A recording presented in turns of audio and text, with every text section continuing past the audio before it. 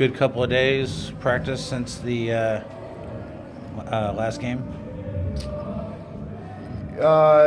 Yeah, it's been really good. But we've part of that challenge has been just getting guys' legs back under them.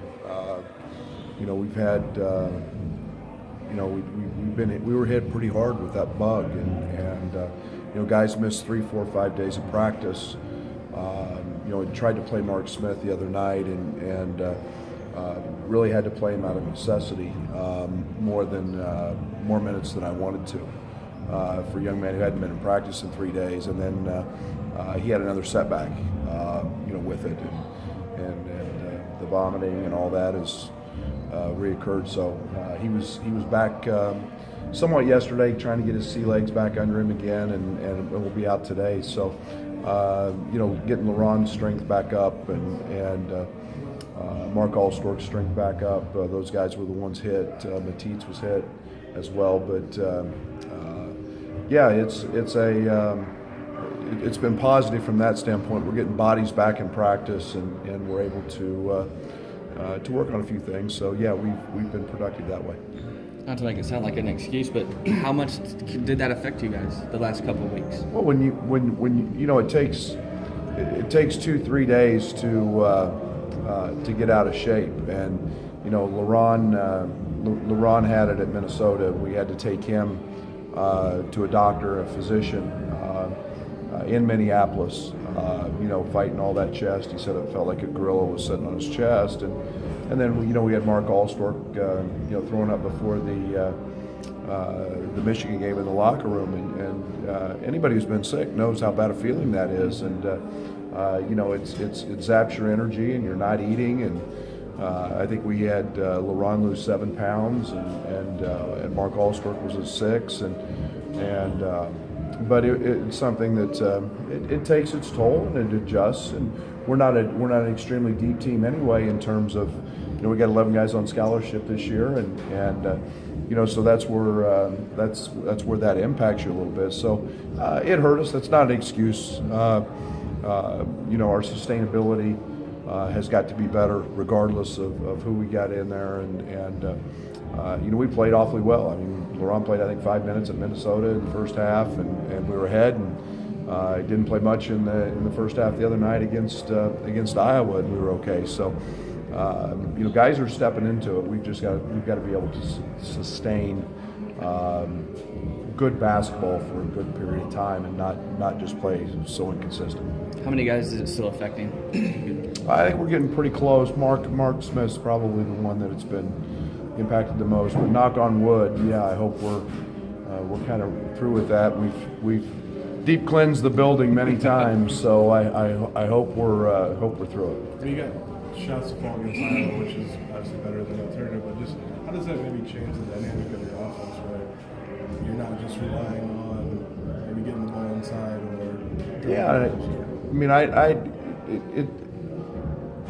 offense can be very fickle, and I've got tremendous confidence in our guys and our ability to make shots, and yet there are nights that it doesn't, and we try to get threes, we try to get layups, we try to create opportunities. With us, it seems like when we start making one or two, then we have the ability to make a bunch. When we start missing a couple, we've been very streaky that way, and we got to become tougher. We've got to know that when we got an open shot, that the ball's going in, and have that confidence. So, but yeah, it opens the paint up. It's I think Greg, in a lot of ways, has impacted that. We all know Trent's speed has impacted things, but Greg's ability to sprint to the rim and his efficiency in doing that has opened some things up. Teams are now having to guard and prepare for his rim runs, and that's what the game is about. Then you've got to make decisions, and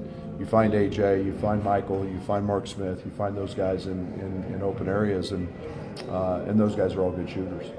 Brad, nobody likes losing, but getting as close as you guys are night in, night out, does that make it easier? Does it make it even more frustrating in a sense that you guys are that close on most nights? Well, it's pretty frustrating. I say this many times, losing's not acceptable, and we're in a world of winners and losers. And 3 overtime games, you sit there and you question and you wonder, what do you have to do better? Yet, I look out there for the overtime in the Iowa game, and there's 4 freshmen, and I understand the value of experience. I have tremendous belief in what experience can do. So we've got to learn, we've got to grow. It's a process.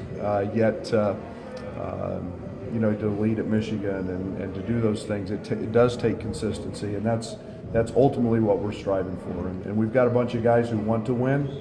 We've just got to make sure that we expect to win, and that's what we try to prepare for every single day in practice. You've said before that there's no off nights in the Big Ten. Now, tomorrow night you go into Lincoln, Nebraska, which isn't going to be an easy task in itself. Just what do you know about Nebraska, and how do you think your guys will respond to that?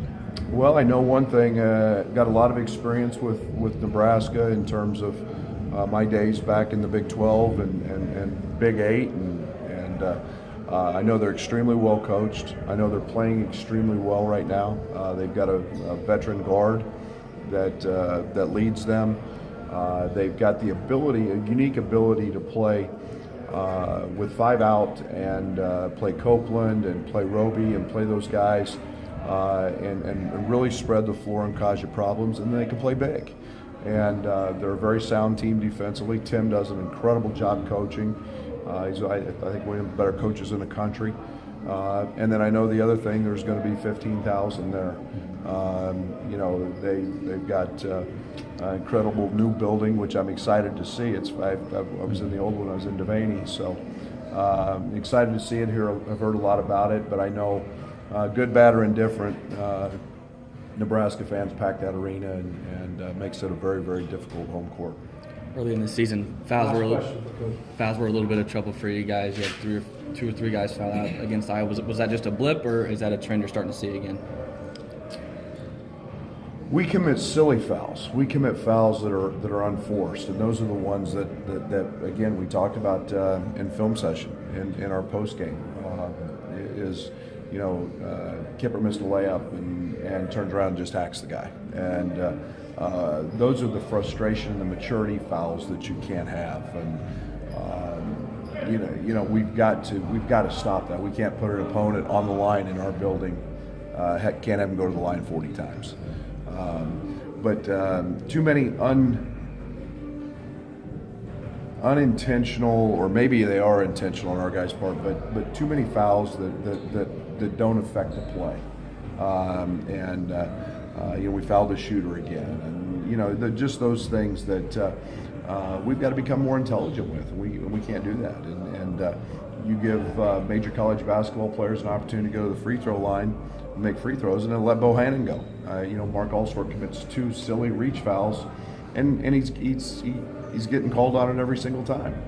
And it lets a guy who's really struggling go to the free throw line and get going, and he ends up with 29. And those are the things that impact the game when they're silly fouls, and it's the basketball karma, the basketball gods, whatever. They always get even, and you lose when you do unintelligent things, and we've got to avoid that. Thanks, Ed. Thanks, Coach. Spread.